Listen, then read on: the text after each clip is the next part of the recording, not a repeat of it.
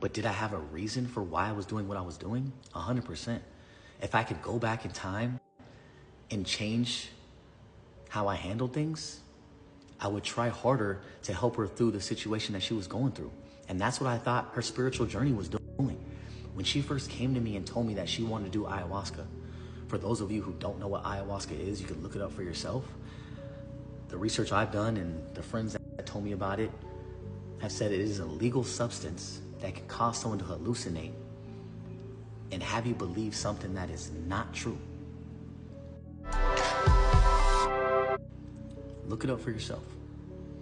And so when she first came to me and talked to me about how she wanted to do ayahuasca, in my head, I was 100% against it. It's something that I do not believe in. I believe in God. But because I'm such a supporting husband, I wanted to support her as much as I could. And so I let her seek that journey, and that's what she did. Through her ayahuasca journey, she was telling me how one moment she feels like she's a psychic. The next moment she felt like she was a healer. The next moment she turned me into a mermaid.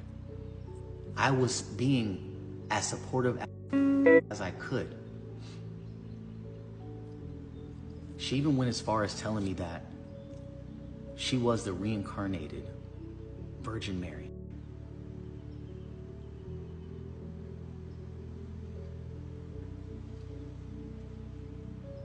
And that she no longer wanted to have sex with me, and she didn't want to use her body in that way.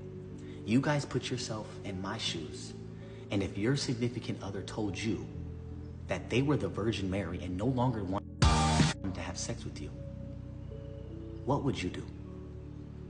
So as she was getting more connected to the spiritual side, we started growing further apart. And it was really sad because our conversations were only about spirituality and I couldn't relate. And it got so bad to the point where she was doing it once a month. She became addicted. Usually people do it once, maybe twice, maybe 3 times in their entire life, but she was doing it once a month. And this is where, during this process and her going out traveling and going on retreats, she found somebody. And I came across their messages and I didn't know what to make of it. I couldn't comprehend it, I couldn't understand it. But she told me that they were friends that met through their spiritual journey on one of these retreats. Just friends. Here are the messages that I came across that I didn't know what to think of it. And that's why I took her word and believed her, because I had no idea what the fuck this meant.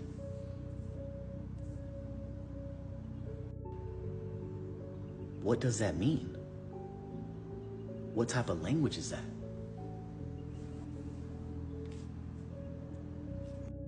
No idea. But as time was going on, it started to show that this is somebody that she was connecting with. And unfortunately, when you guys found out, I found out way, way before then.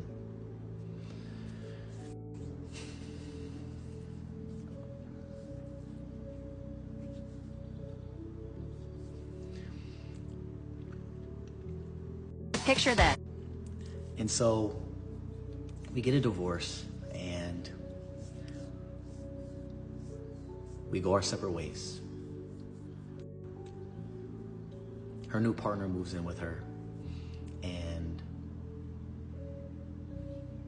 the spiritual journey gets worse. I know you guys know before, when she was doing ayahuasca, when I was living with her, she would do it away from me, away from the kids, and outside of the house, where she would go to a professional. I'm sure you heard of Linnell. She's taken pictures with her. She's praised her. And Linnell was once a family member of ours. And Linnell has been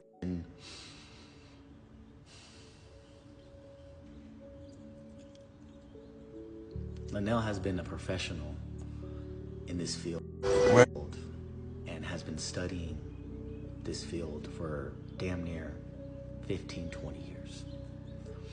And when Catherine got her own spot and she was living with her boyfriend, she decided to take Linnell's business away from her clientele, and decided to do the ayahuasca ceremonies and her hosting them at her house, in her home where my kids lay their head.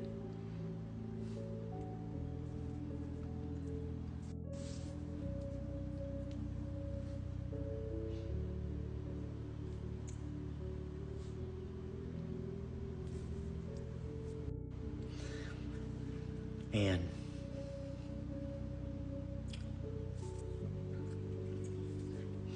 it got so bad. Corona. Sorry, I promised myself I wasn't even gonna fucking cry in this video because I'm just angry. It got so bad to the point where good friends of hers came to me, and Catherine forced them to do it, just like she forced me many of times, but I turned it down because I didn't believe in it. She forced her friends to do it, and they came to me very concerned because they didn't have a good experience with their ayahuasca journey. And they said, Austin, I'm very concerned, not only for Catherine, but for your kids, because this is where they sometimes sleep.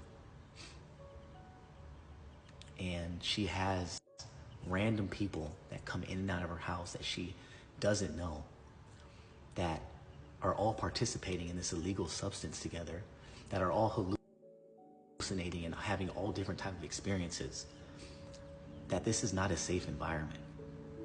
Somehow they found someone in Brazil to help them illegally import this ayahuasca shit. And they've been hosting these ayahuasca ceremonies for the past year at Catherine's house where my kids lay their head. And after her friends came to me and voiced their concern, I knew I really only had two options. Either I get full custody of the kids, or I spend more time with them to protect them. And I think you guys know what option I chose. Do that to her. As you guys know, ever since we got together,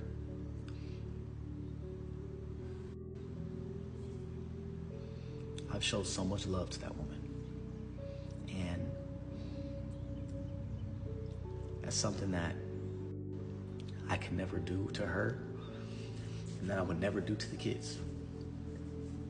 But when I hear that she is also educating my kids on what ayahuasca is, and that she is telling me that soon they will be able to experience ayahuasca if they want. And the reason why that is so scary is because here is a photo of all of them in Catherine's house, sunshine, experiencing the ayahuasca journey that they had together. And this boy right here is only 12 years old doing ayahuasca. Mind you, no one here is a professional. No one here has studied ayahuasca for years and years. I don't know if you guys know how dangerous that is, but all it takes is for one bad experience and it changes all of our lives.